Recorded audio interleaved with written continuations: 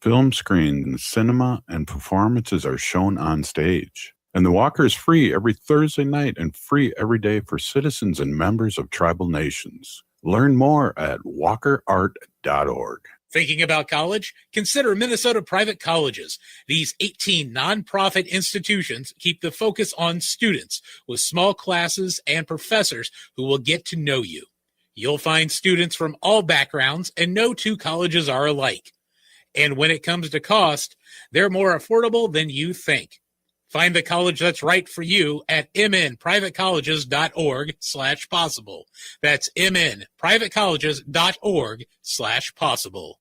With your AM 950 weather, I'm Brett Johnson. Look for cloudy skies tonight with a low around 18, Saturday partly sunny with a high near 26, and Sunday partly sunny with a high around 24. Step into Fort's a Children's Theater Company. It's a fort-building wonderland where theatrical elements, evolving light and soundscapes, and towering towers of cardboard boxes set the scene for shared creative play. That's Fort's, now through April 5th at Children's Theater Company. Tickets at childrenstheater.org.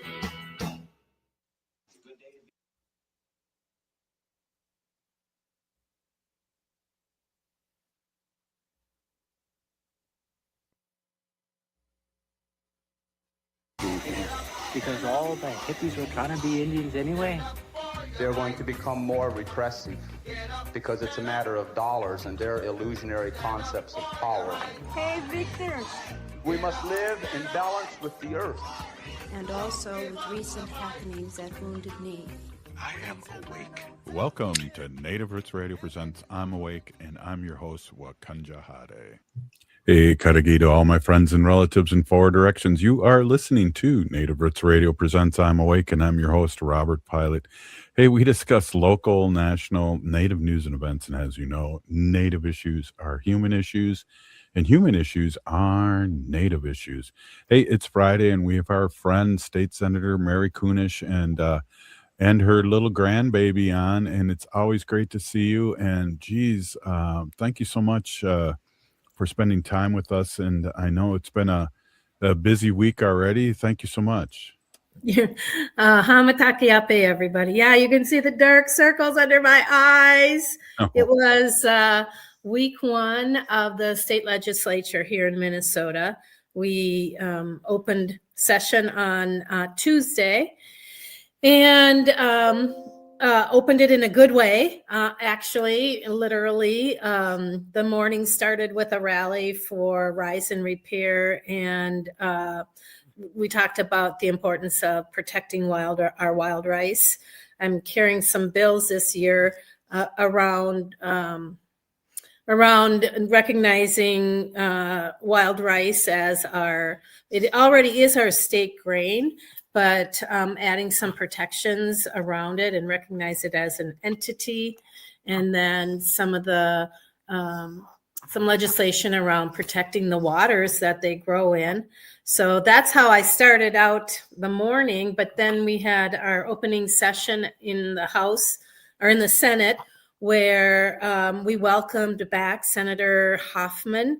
He was our state senator that there was the attempted assassination after the murder, and then came the murder of Melissa Hortman over, and so Senator Hoffman joined us back in the Senate. His wife Yvette was there, and we recognized them, welcomed them back.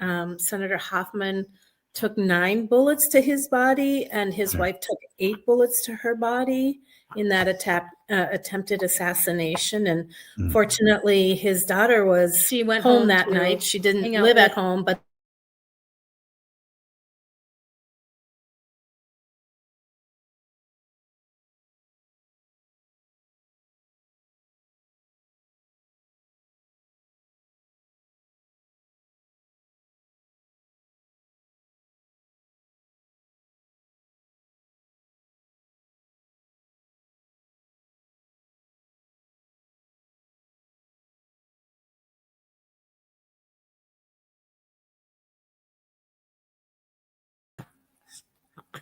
Good day to be indigenous.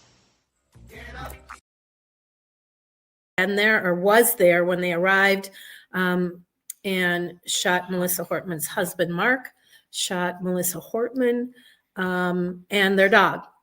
And that started the manhunt for him. And he was eventually connected, or he was eventually found and, of course, charged with those murders and those attempted murders. But you know, it's really freaky in these days when we have masked ICE agents running around, especially for legislators. In the guy's car, Bolter's car, they found a list, kind of like a hit list. And, you know, my name was on that. My address was on that list. And could have been, you know, he'd been to a number of other legislators' homes, all Democrats. But mine was, I did not live that far from Melissa Hortman. So I could have been that next one. So, you know, when we think about the trauma of that and then having all these ICE agents moving around, I get really nervous about getting out there and speaking up, even though I definitely am and have. But, you know, I went around every morning. I would go to all the different schools in my district to help patrol and watch ICE. And one of those last days that I was out there, one of the ICE agents rolled his window down as I'm standing outside, you know, on the sidewalk. And he says, "Oh, good morning, Mary." And, you know, this was right outside of school. So they are patrolling. They are like circling like sharks. And they knew me. They had identified me. And that, of course, makes a person very nervous. Yeah. Wow. And I kind of got off topic so our first day, we, you know, opened up in a good way and recognized Senator Hoffman. And then we went over to the House chamber where there was a ceremony to remember Melissa Hortman. And I was really, really honored to read one of the whereas sentences. And it was very poignant for me because it recognized their work in servicing rescue dogs, which I did for 5 years. And I know Wendy is very much into that. Yeah. So my sentence recognized the work that Mark and Melissa had done on behalf of that. And I didn't choose that sentence. They just assigned it to me. So I found that to be very serendipitous, but very emotional. The governor, the lieutenant governor, Steve Simon, our Secretary of State, our auditor, were all there to honor Melissa and Mark and their dog. And so that's how we started out on Tuesday and moved right into things on Wednesday morning. I held my first hearing as the chair of Education Finance, and we talked about the effects that ICE is having on our schools. And it was very heart-rendering. It was incredible testimony from administrators, from teachers. I read a statement from a family in my district. Our GOP members are like, well, there's no families or students here to talk about this. You know, we tried, but they are so nervous and so reluctant to put themselves out there for fear of being targeted. But we did have non-parents parents that are not parents of color testify and share some of the work that they've been doing. And it was, you know, Minnesota's just doing that incredible work behind the scenes, boots on the ground, non-governmental, community, neighbor to neighbor, teacher to student. It's amazing. And I can't tell you how proud I am of that. That's amazing. That is amazing. And I did happen to see some of the testimony. One was a teacher, but she didn't come as a teacher. She came as a community member and talked about all the ways that this is affecting our young ones. It's going to affect our young ones for a long, long time.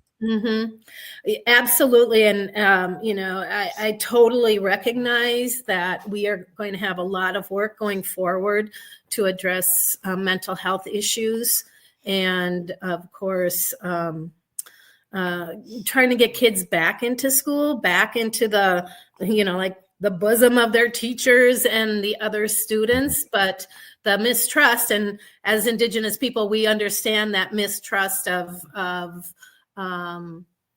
locations, schools. In this instance, schools are stepping up incredibly, but just the fear of going to school and being taken still exists, even though there's supposed to be a withdrawal of agents. And I think things have quieted down. They're still there, and they're just as insidious as they were. And so I'm not holding my breath. But as a state legislator, we have to, that will be our focus, looking at attendance, and then the mental health needs of not only our students, but our staff members and our administrators.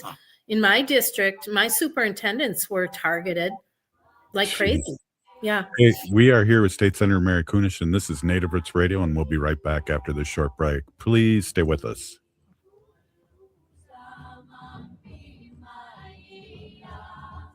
Pilot of Native Roots Radio presents I'm Awake. I'm here to ask you for your support. Finding honest Native-centered news is not easy, but with your support, we're able to provide accurate information about Standing Rock, Line 3, treaty violations, and COVID-19 in our Native communities. Please visit Native Roots Radio Network on Patreon and donate if you can. That's Native Roots Radio Network on Patreon. Pinigigi, and thank you for your support.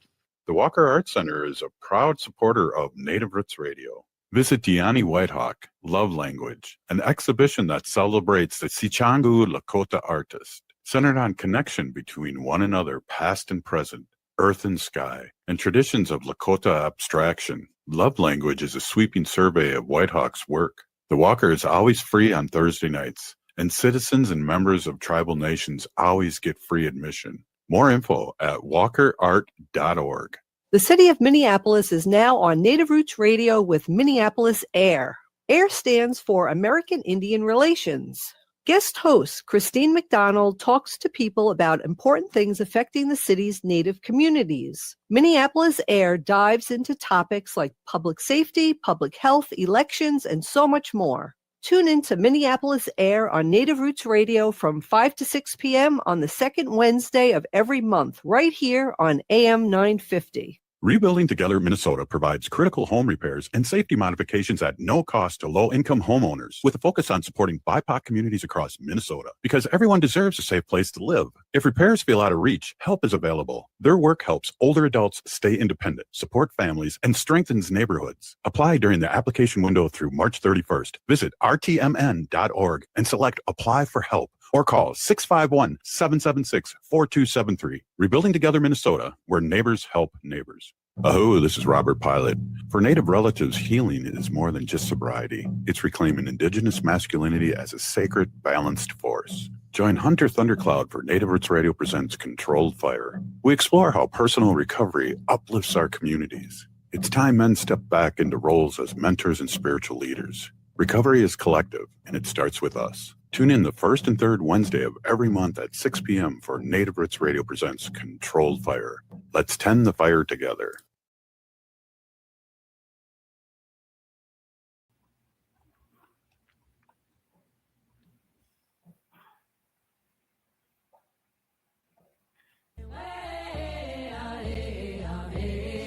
Hi, I'm Jane Fonda, and you're listening to Native Roots Radio. And we're back to Native Roots Radio presents I'm Awake, and this is Robert Pilot. Hey, welcome back, everyone. We are with our friend State Senator Mary Kunesh, and geez, we were talking about your first week back, but also I just want to swing back to what you were talking about with these, I don't know how I can put this other than these sneaky ICE people calling out your name. That really, for me, would freak me out. Well, it did. It did.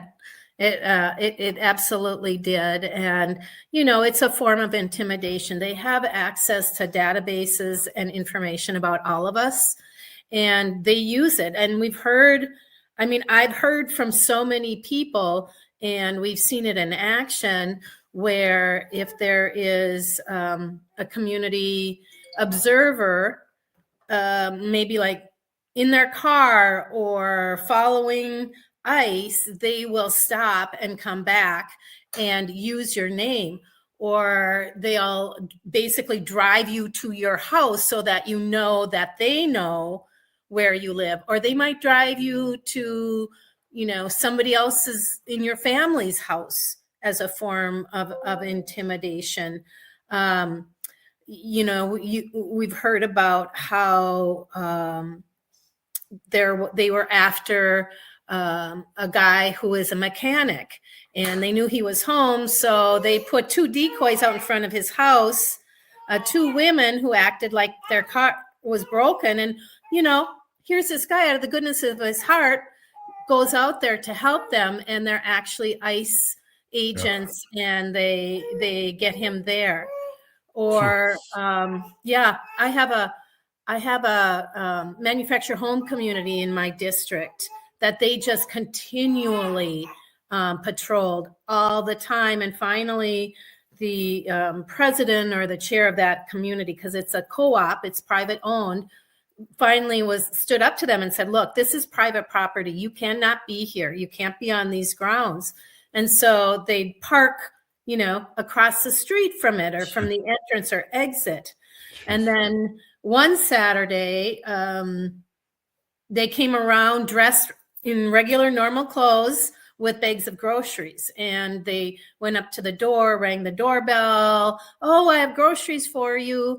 And knowing that if those people opened their door, they would be able to then access them and go into their homes. As long as you don't open the door, they can't go in.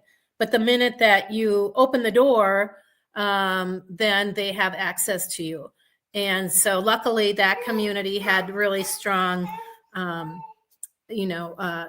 information systems and communication systems, and they were able to tell people, don't open your door. But, there's drones flying around. There's all kinds of, really insidious, immoral attempts to get at people. So they continue to do that work. And the worst part is they do not have the legal documents to do that. They don't have the search warrants, or they don't have arrest warrants that are signed by a legitimate judge. They don't even, in the beginning, they would walk around with this paper, like, here it is. Now they don't even have the paper. And so we at the legislature are putting together a whole slew of legislation that at the state level requires them to do these things. Now, can we enforce them?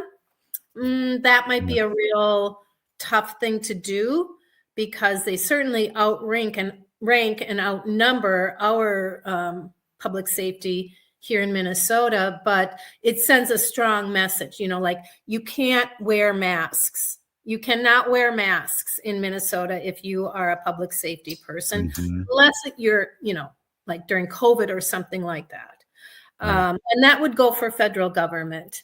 There used to be federal laws that there are certain off-limit places, such as government centers and schools, where ICE would not be able to come and do their work. But the Trump administration withdrew that, which is why they're constantly, like vultures circling our schools, hoping for parents to, drop their kids off. And then what they'll do is they'll go through the turnaround. You know how some schools, you drive in, you drive up to the front, you drop your kid off, go out. They get in there and they block it so that people can't get in or out. It's just been, and it's still continuing, to this day. And well, right now I'm looking at iceout.org, and there's 30 observed ICE agents in just the Twin City area here, and also there's active ones. So really, have they gone away or what? No, they haven't gone away, and I think that they have spread out even more. I actually sit on the agriculture committee, and we had our first hearing this week too. And I asked the question, like, how has this affected our agriculture. And we know that the Trump administration has already pulled back and restricted all kinds of funding to farmers. And now with these tactics, legitimate migrant workers that kind of move through the country, depending on the agricultural season, they're expecting them not to come back. And there have been raids at farms, raids at, agricultural production centers. And even when these workers have the proper immigration and work papers, they're still intimidated. They know that is not protection from being taken by ICE, flown to Texas or wherever, held for days on end, left wherever they want to leave them once they find out that they're legit, and then have to find their way back to wherever their space is. This is all on the cost is all on that individual. And it's thousands upon thousands of dollars. And so it's not just our schools, it's not just the streets of the Twin Cities and the large metropolitan areas. It's also out in small towns. I mean, the superintendent of Wilmer came and testified about how ICE has affected the students and the staff and the attendance. So yeah, they're still here. They haven't left. Well, I know you've been busy today with your grandchildren, but did you see, and I'm kind of switching subject here to make sure I talk to you about this, is that the finally the Supreme Court does something, and they voted 6-3 against Trump's tariffs, which when you talk about the farmers, it really, really affects them. Yes. It is amazing. And my sister sent me just a blurb from their final statement. And I'll just read a little bit. It says, "For those who think it's important for the nation to impose more tariffs, I understand that today's decision will be disappointing. All I can offer them is the most major decisions affecting the rights and the responsibilities of the American people, including the duty to pay taxes and tariffs, are funneled through the legislative process for a reason." So just making these grandiose decisions without the legislature is absolutely illegal. And finally, these judges and these courts realize that they have allowed him to go way too far on too many things. I mean, he's like pledging $10 billion to this new peace group that he's created, of which he is the chair. I mean, imagine $10 billion. What if we did that in education? Healthcare. I mean, come on. Yeah. It's crazy. Well, I hope federally, when we get our blue tsunami, which we have to talk about and keep talking about, is that, we do end up with free health care, because it's not free, but hey, how about if we just make one less B-2 bomber? That's $1 billion that could take care of everybody's, still have your 10, 20 of them, but just make one less. Yep. Yeah. Pull back one of those private jets that they're all driving around in, things like that. Yeah. So I don't know. It's upside down world right now, and it's amazing. But common sense has to prevail here, and hopefully it will. And one of the things is too, Wendy just got a coffee cup in the mail from her best friend, and it says, "Is he dead yet?" And we already know who. It's so sad. We already know who that coffee cup's about. Because worldwide we are a big joke here, and I think people think that we all feel the same way he does. Yeah. Well, Olympians made it very clear that not all Minnesotans follow him. I don't know if you watched the Olympics. I love the Olympics.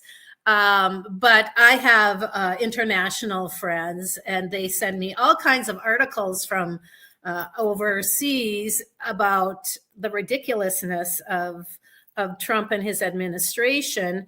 And, you know, remember, they're going to take Greenland. Now they're going to recreate Gaza in the way that they want to, not the Gazan people, but the way they want to. It's just like what we did to our American Indian people. We put you on reservations, and now we're going to tell you how to live. Exactly. Hey, we only got 10 seconds left. Can you come back for another segment? I think we can. These little guys are behaving themselves. So okay, we got to do it quick. Great. We're here with State Senator Mary Kunesh, and we're going to take a quick break right after this.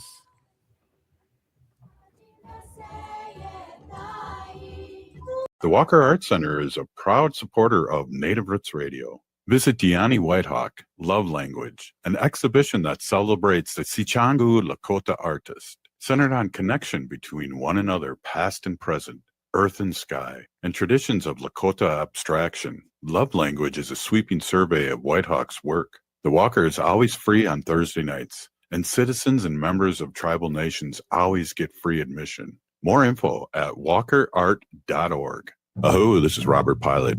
For Native relatives, healing is more than just sobriety. It's reclaiming Indigenous masculinity as a sacred, balanced force. Join Hunter Thundercloud for Native Roots Radio presents Controlled Fire. We explore how personal recovery uplifts our communities. It's time men step back into roles as mentors and spiritual leaders. Recovery is collective, and it starts with us. Tune in the first and third Wednesday of every month at 6 p.m. for Native Roots Radio presents Controlled Fire. Let's tend the fire together. Rebuilding Together Minnesota provides critical home repairs and safety modifications at no cost to low-income homeowners, with a focus on supporting BIPOC communities across Minnesota, because everyone deserves a safe place to live. If repairs feel out of reach, help is available. Their work helps older adults stay independent, support families, and strengthens neighborhoods. Apply during the application window through March 31st. Visit rtmn.org and select Apply for Help, or call 651-776-4273. Rebuilding Together Minnesota, where neighbors help neighbors. The city of Minneapolis is now on Native Roots Radio with Minneapolis AIR. AIR stands for American Indian Relations. Guest host Christine McDonald talks to people about important things affecting the city's Native communities. Minneapolis AIR dives into topics like public safety, public health, elections, and so much more. Tune in to Minneapolis AIR on Native Roots Radio from 5 to 6 p.m. on the second Wednesday of every month, right here on AM 950. The Walker Arts Center is a proud supporter of Native Roots Radio. Visit Diani Whitehawk, Love Language, an exhibition that celebrates the Sichangu Lakota artist, centered on connection between one another, past and present, earth and sky, and traditions of Lakota abstraction. Love Language is a sweeping survey of Whitehawk's work. The Walker is always free on Thursday nights, and citizens and members of tribal nations always get free admission. More info at walkerart.org. This is Chad, owner of AM 950. I've been telling you about my friends at Snap Construction, who are arguably the most well-reviewed exterior construction company in the metro.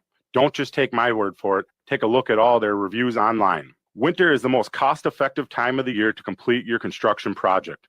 A majority of Minnesotans choose to have their work completed on their home in the summer when they should be enjoying the weather. As a result, the demand for labor in the summer is much higher. The most cost-effective way to improve or restore your home is in the winter due to the lower demand. Right now, Snap Construction is offering an additional 30% off of labor to the AM 950 listeners on your next construction project between now and the end of February. Call 612-333-SNAP. and mention AM 950 for an additional 30% off. As always, Snap Construction stands by their work with a lifetime craftsmanship warranty. Don't wait to get a free estimate by calling 612-333-SNAP or find them online at snapconstruction.com. Financing options available.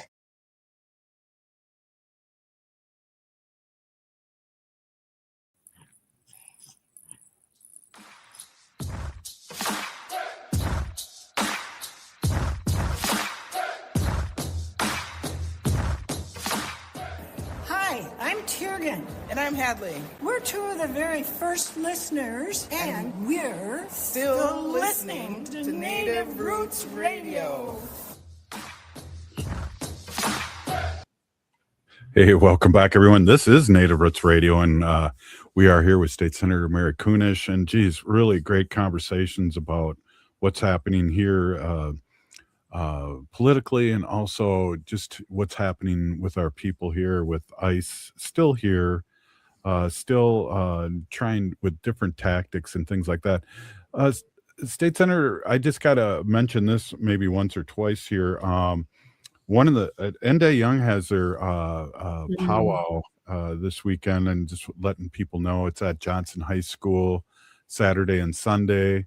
You can Google it, but Johnson High School in St. Paul. That's an unbelievable powwow, and it's returning our children and things like that. Where Enda Young does an unbelievable job with our unhoused young ones, and they have a couple areas there. And I've known Sherry Reimers, who's the executive director since I was like 13 years old. So just a shout out to them. The powwow's happening. Let's talk a little bit more. It's just amazing that this gray cloud still over Minnesota. Minnesota and Minneapolis and St. Paul in particular have been doing an unbelievable job of pushing back. I just, sit back and think about this, and I'm really happy and proud to live in this state, but also the people that do live in this state and in the Twin Cities in particular. Yeah, definitely proud to be Minnesotan. And, you'll see all kinds of statements out there like you picked the wrong state to do that to, this too. Yeah. They just, here we are, Minnesota nice, but not Minnesota ice. And, the way that the community just came together, there were organizational systems set up for, what could be or what might happen. But the way that so many community members just jumped into action, and, these communication systems that we have, people who are managing them, administering them, they're like on top of this all day long, every day. It's so amazing. And when there are unique needs in our community, for food, for car seats, for clothing, for transportation, all of these things, where can I find immigration support or immigration lawyers? Or one of the things that I've been it's really interesting. I'm a notary, so I have one of those little notary stamper things. Yeah, good to know. I'd never used it. I think I maybe used it once.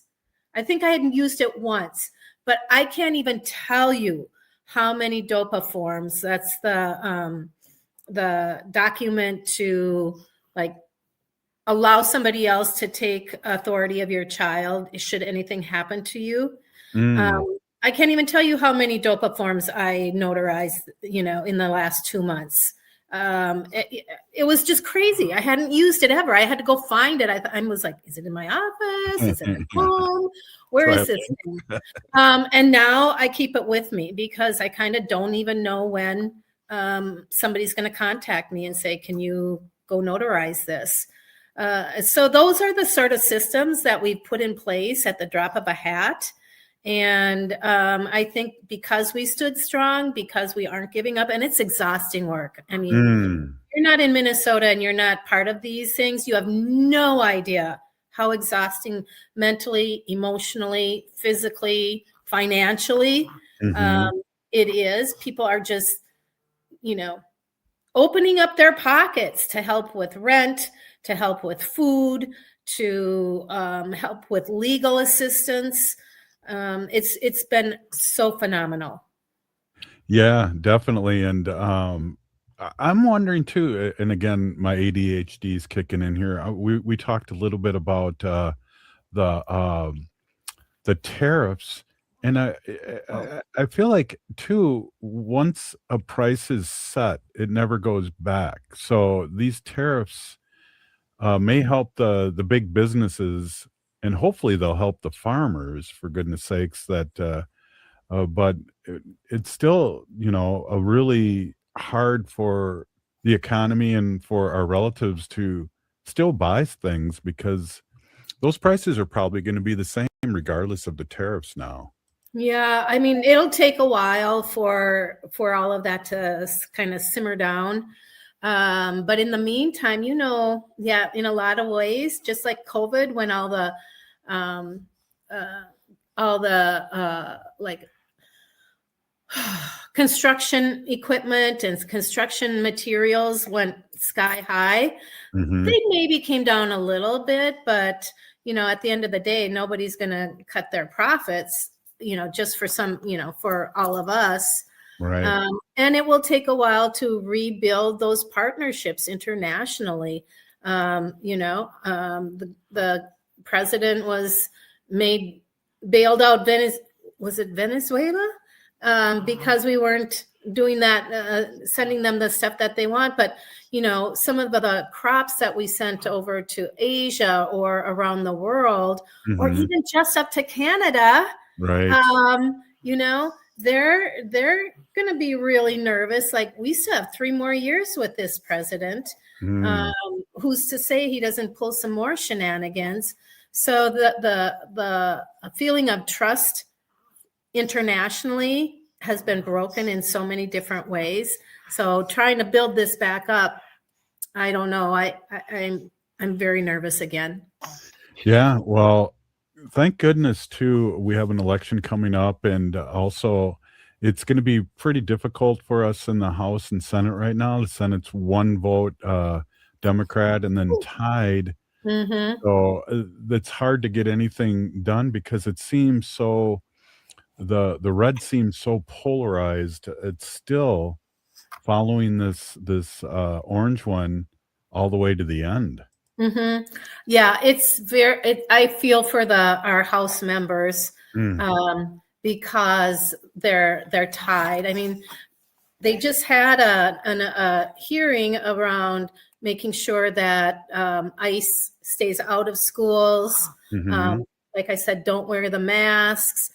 Some of these intimidation things, and our GOP members in the House wouldn't vote for it. So it failed by a tied vote, certainly party lines. And even when I had the hearing and we didn't have any bills, talking about ICE in school and how it's affecting our kids in our schools, our GOP members say, "Oh, come on, you just have to play nice and work with these ICE people, and then they wouldn't be doing those things," right? And then we did have, the usual suspect, Senator Lucero, basically saying the big problem is in school finance is that these kids, these families, these immigrant families and migrant families are taking the money from your schools. And that's why we can't have all the nice things that we want. And, you have to remember that these immigrants, whether they have the legal documentation or not, but are working in our state, are paying taxes. Right. They pay taxes and they get nothing from it.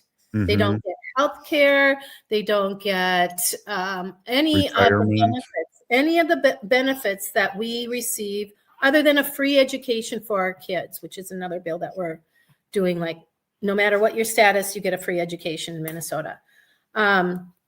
But it's just horrible that this will continue. And I kind of expect it to continue through the rest of session, the rhetoric that, those dirty, stinking immigrants are stealing everything from us. And they're the evil, they're the liars and the cheaters and the murderers and the rapists. I don't think so. And so here we go. Well, it's sad here, and we only got like a couple minutes left here, and that other countries are now going after Robert, people. can you hear me? Yes, I can. Can you hear me?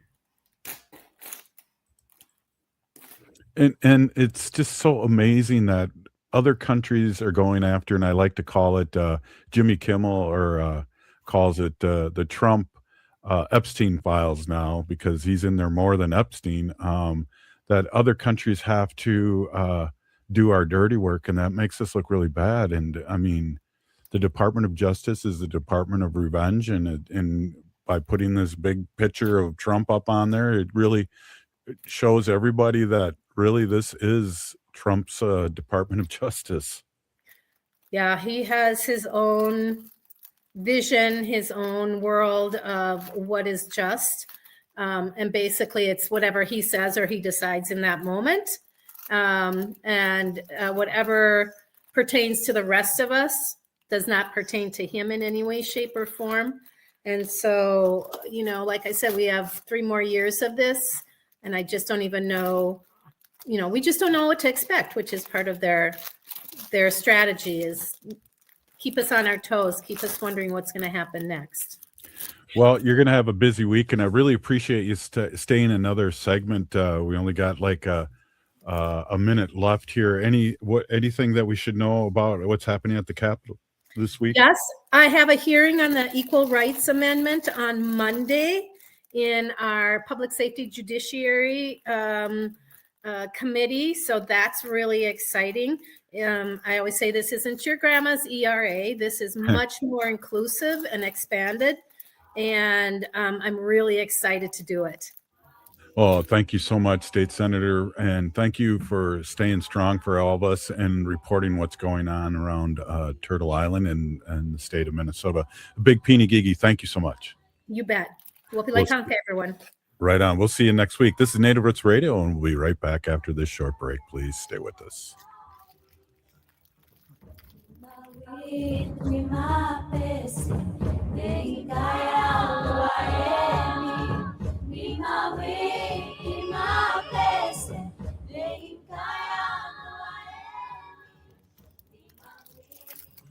The Walker Arts Center is a proud supporter of Native Roots Radio. Visit Diani Whitehawk, Love Language, an exhibition that celebrates the Sichangu Lakota artist, centered on connection between one another, past and present, earth and sky, and traditions of Lakota abstraction. Love Language is a sweeping survey of Whitehawk's work. The Walker is always free on Thursday nights, and citizens and members of tribal nations always get free admission. More info at walkerart.org. Aho, this is Robert Pilot. For Native relatives, healing is more than just sobriety. It's reclaiming Indigenous masculinity as a sacred, balanced force. Join Hunter Thundercloud for Native Roots Radio presents Controlled Fire. We explore how personal recovery uplifts our communities. It's time men step back into roles as mentors and spiritual leaders. Recovery is collective, and it starts with us. Tune in the first and third Wednesday of every month at 6 p.m. for Native Roots Radio presents Controlled Fire. Let's tend the fire together. Rebuilding Together Minnesota provides critical home repairs and safety modifications at no cost to low-income homeowners, with a focus on supporting BIPOC communities across Minnesota, because everyone deserves a safe place to live. If repairs feel out of reach, help is available. Their work helps older adults stay independent, support families, and strengthens neighborhoods. Apply during the application window through March 31st. Visit rtmn.org and select Apply for Help, or call 651-776-4273. Rebuilding Together Minnesota, where neighbors help neighbors. The city of Minneapolis is now on Native Roots Radio with Minneapolis AIR. AIR stands for American Indian Relations. Guest host Christine McDonald talks to people about important things affecting the city's Native communities. Minneapolis AIR dives into topics like public safety, public health, elections, and so much more. Tune in to Minneapolis AIR on Native Roots Radio from 5 to 6 p.m. on the second Wednesday of every month, right here on AM 950. The Walker Arts Center is a proud supporter of Native Roots Radio. Visit Diani Whitehawk, Love Language, an exhibition that celebrates the Sichangu Lakota artist, centered on connection between one another, past and present, earth and sky, and traditions of Lakota abstraction. Love Language is a sweeping survey of Whitehawk's work. The Walker is always free on Thursday nights, and citizens and members of tribal nations always get free admission. More info at walkerart.org. This is Chad, owner of AM 950. I've been telling you about my friends at Snap Construction, who are arguably the most well-reviewed exterior construction company in the metro. Don't just take my word for it. Take a look at all their reviews online. Winter is the most cost-effective time of the year to complete your construction project. A majority of Minnesotans choose to have their work completed on their home in the summer when they should be enjoying the weather. As a result, the demand for labor in the summer is much higher. The most cost-effective way to improve or restore your home is in the winter due to the lower demand. Right now, Snap Construction is offering an additional 30% off of labor to the AM 950 listeners on your next construction project between now and the end of February. Call 612-333-SNAP and mention AM 950 for an additional 30% off. As always, Snap Construction stands by their work with a lifetime craftsmanship warranty. Don't wait to get a free estimate by calling 612-333-SNAP or find them online at snapconstruction.com. Financing options available.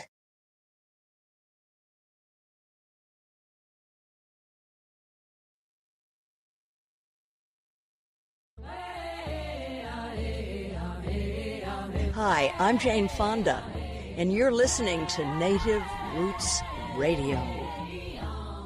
And we're back to Native Roots Radio presents I'm Awake, and this is Robert Pilot.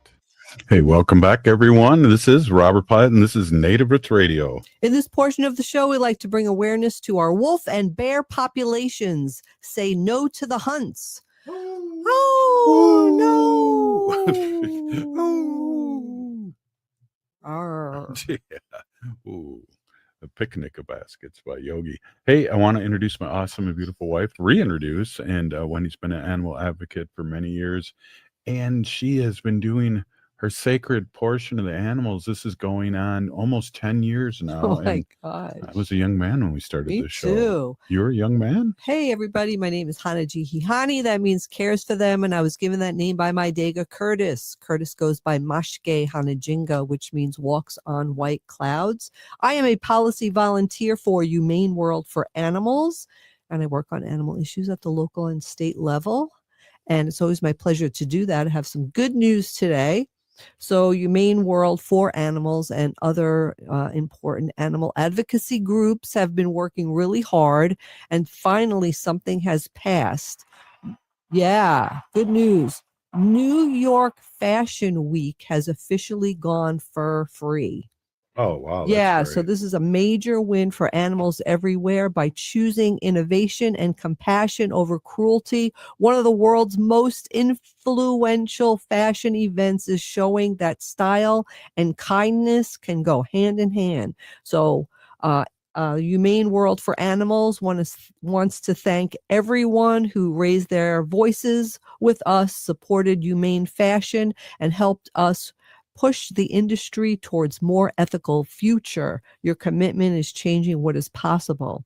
And here's to progress and building a future where animals are never exploited for fashion. The policy will start in New York Fashion Week in September 2026. So Wow, that's good yeah, news. it's really huge. It really is. So we're really excited about that. And yeah, a lot of big fashion. I'm not into the big fashion, Vogue and Chanel and Gucci. I'm not into any of that. Names don't mean anything to me, but they do to a lot of people. So, it's really important, and a lot of them are going for free. So I'm really happy about that. Another thing we have here is every year, Humane World for Animals comes out with a scorecard. So it's a scorecard that has your Senate your Senate legislators and your House representatives and what they voted on. Mhm. So did they vote good or bad as far as animals legislation that we brought forth, right? So we brought a lot of good policies that we wanted passed. Mhm. And I'm just finding Minnesota. So one person who does always very, very well, we're really happy, is Tina Smith.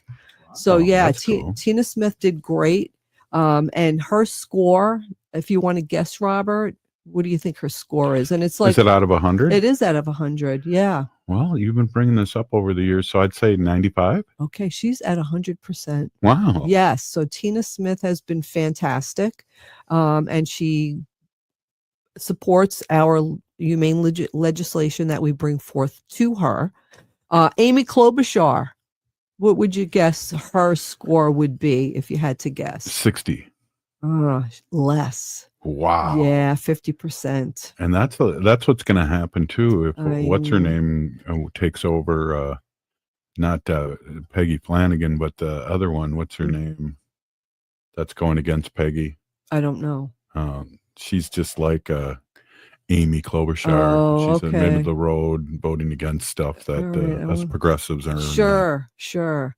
I know. So anyway, if you go online and you just Google Humane World for Animals scorecard, you could go on and look up your your people. You could see how they voted for animals. And here's one, Betty McCollum. Betty McCollum, that's our House representative, right?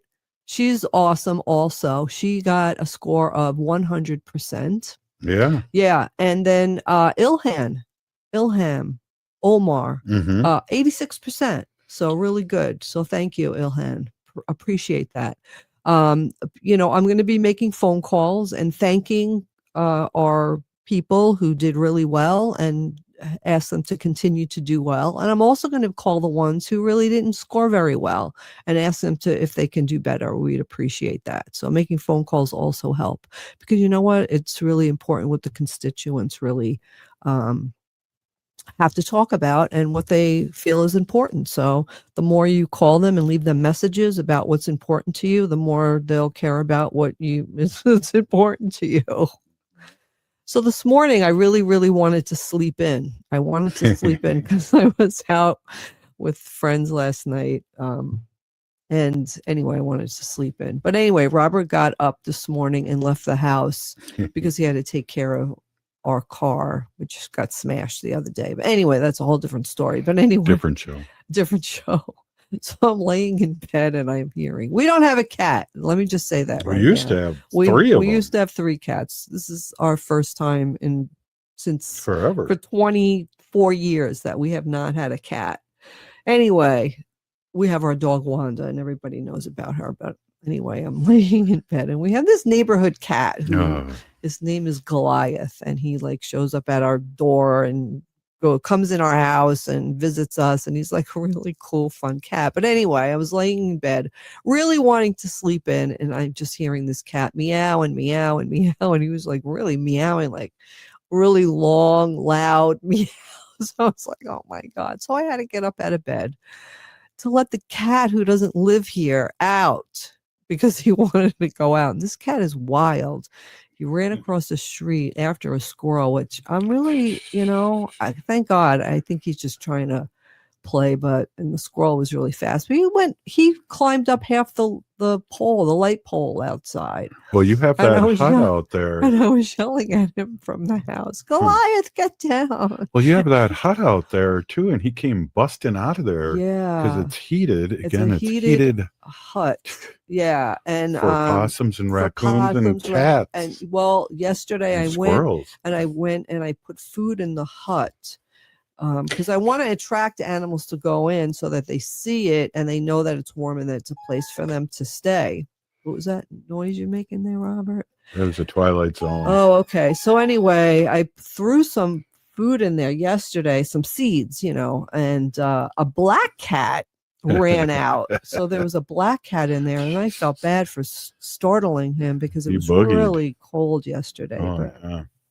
Anyway, this is where Goliath was. So he was inside the warm hut, and then Robert goes out to open the door to throw seeds or leave. I was leaving. You were leaving the house, and he ran from inside the hut into our house. So he must have been cold.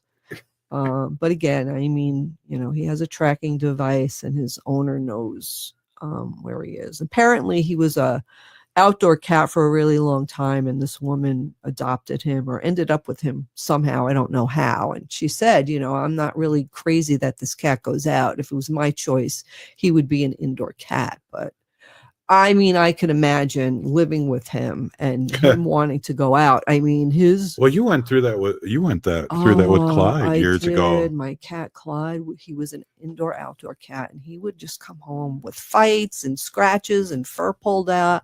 And my stepfather ran him over in the driveway with the car, and we brought him to the vet. And then after that, I just said, "That's it. He's going to be an indoor cat." And I'm telling you, for 6 months, that cat put us through hell.